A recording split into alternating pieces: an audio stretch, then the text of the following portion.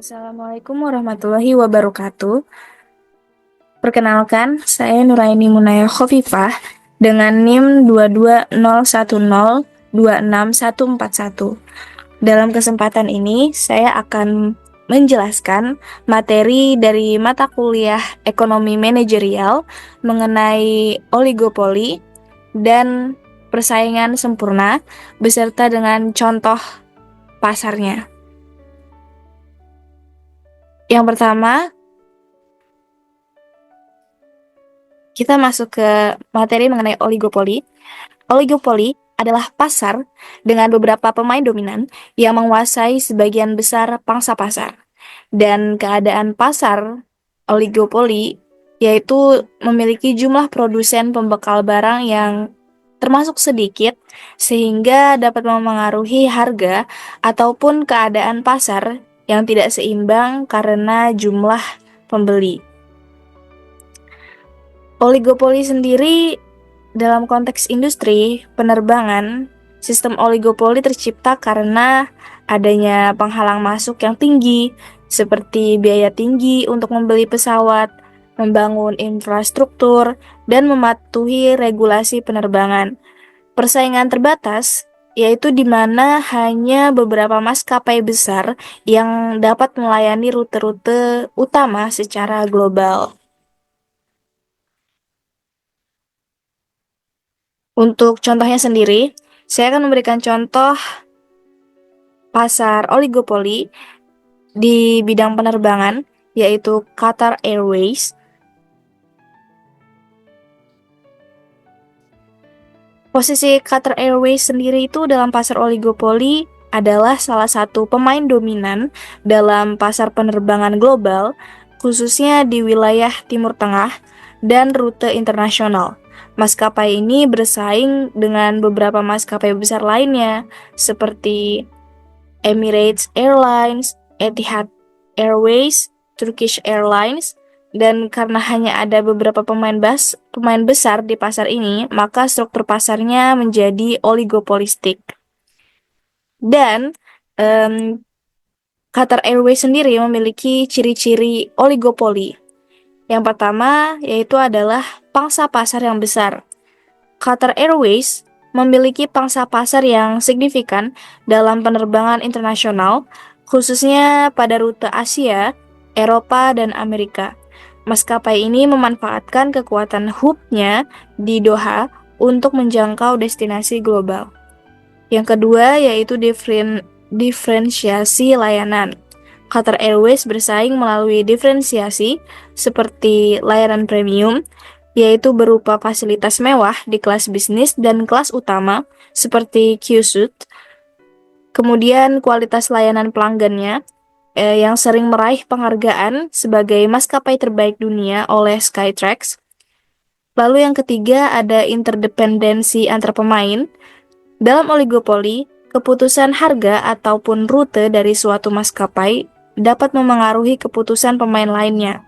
Misal, jika Qatar Airways menurunkan harga pada rute tertentu, maka maskapai pesaing seperti Emirates mungkin akan merespon dengan cara yang serupa. Lalu yang keempat, penghalang masuk yang tinggi. Masuk ke pasar penerbangan internasional seperti Qatar Airways membutuhkan beberapa hal.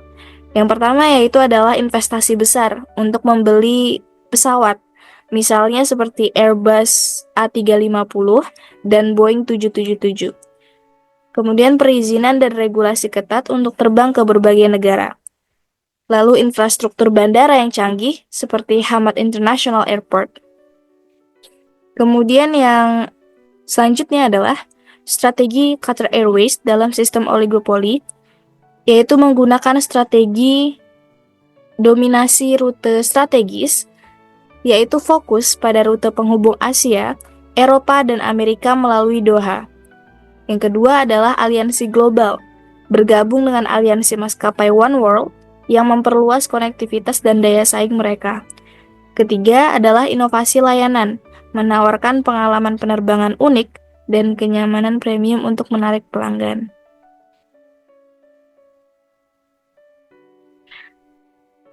Untuk Qatar Airways sendiri, merupakan contoh klasik dari pemain dalam pasar oligopoli.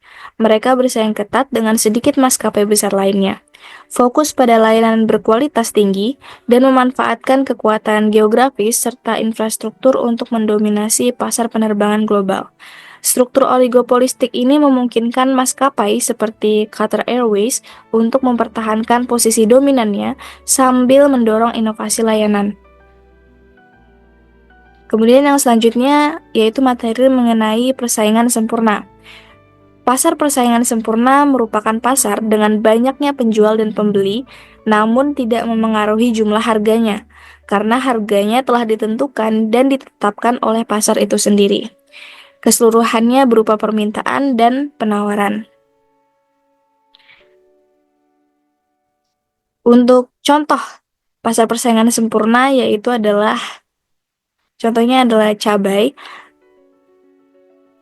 Untuk karakteristik pasar persaingan sempurna pada cabai, cabai sebagai produk dasar memiliki karakteristik yang sesuai dengan pasar persaingan sempurna, yaitu berupa produk homogen, yang dimana cabai dijual di pasar tradisional atau secara langsung dari petani, sering dianggap serupa oleh konsumen, tanpa perbedaan signifikan antara satu penjual dan penjual lainnya. Kedua, banyaknya penjual dan pembeli. Di pasar tradisional atau agrikultural, terdapat banyak petani atau distributor yang menjual cabai, dan banyak pembeli yang membutuhkan produk ini.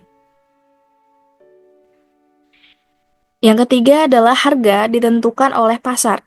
Harga cabai sangat dipengaruhi oleh mekanisme permintaan dan penawaran di pasar. Misal, jika hasil panen cabai melimpah, harga turun. Jika hasil panen cabai melimpah, maka harga turun. Kemudian jika pasokan sedikit, maka harga naik. Lalu yang keempat adalah tidak ada penghalang masuk. Siapapun dapat menjadi penjual cabai, misalnya petani baru, sehingga tidak ada hambatan yang signifikan untuk masuk ke pasar ini. Yang selanjutnya adalah mengenai sistem pasar persaingan sempurna pada cabai. Sistem dalam pasar persaingan sempurna untuk cabai sendiri dapat dijelaskan melalui mekanisme yang pertama adalah tahap produksi. Petani menanam cabai sesuai kondisi iklim, ketersediaan bibit, dan potensi hasil panennya. Produksi cabai relatif sederhana dan dilakukan oleh banyak petani dengan skala yang berbeda. Kedua adalah distribusi. Cabai dari petani biasanya dijual melalui distributor yang membeli secara langsung dari petani tersebut. Atau bisa juga pasar tradisional tempat cabai dijual dalam bentuk segar. Yang ketiga adalah penentuan harga. Harga cabai ditentukan oleh permintaan. Jika permintaan cabai meningkat, misal saat musim libur atau perayaan, maka harganya menjadi naik. Kemudian penawaran, jika pasokan cabai melimpah, misalnya seperti di panen raya, maka harganya akan turun. Harga tidak ditentukan oleh suatu petani ataupun penjual tertentu, melainkan oleh keseimbangan pasar. Yang keempat adalah kondisi pasar. Pasar ini sangat kompetitif karena semua penjual menjual produk yang hampir sama, sehingga pembeli dapat dengan mudah berpindah dari satu penjual ke penjual lainnya. Tidak ada kekuatan besar dari suatu penjual atau pembeli untuk mengendalikan harga. Meskipun pasar cabai mendekati persaingan sempurna, tetap terdapat beberapa tantangan, yaitu berupa kelemahan pasar persaingan sempurna untuk cabai. Yang pertama adalah fluktuasi harga. Karena harga ditentukan oleh penawaran dan permintaan, maka harga cabai sering berfluktuasi tajam, misalnya saat terjadi gagal panen atau lonjakan permintaan. Yang kedua, kualitasnya tidak selalu konsisten. Meski dianggap homogen, kualitas cabai bisa berbeda berdasarkan asal daerah ataupun jenis, misalnya cabai rawit atau cabai merah besar. Yang ketiga, kurangnya efisiensi distribusi. Tengkulak atau distributor sering memainkan peran dalam menentukan harga cabai yang bisa menyebabkan perbedaan harga antara petani dan konsumen akhir. Cabai sendiri yang dijual tanpa merek di pasar tradisional itu dapat mencerminkan karakteristik pasar persaingan sempurna karena cabai merupakan produk homogen, kemudian banyaknya penjual dan pembeli cabai serta harga yang ditentukan oleh pasar.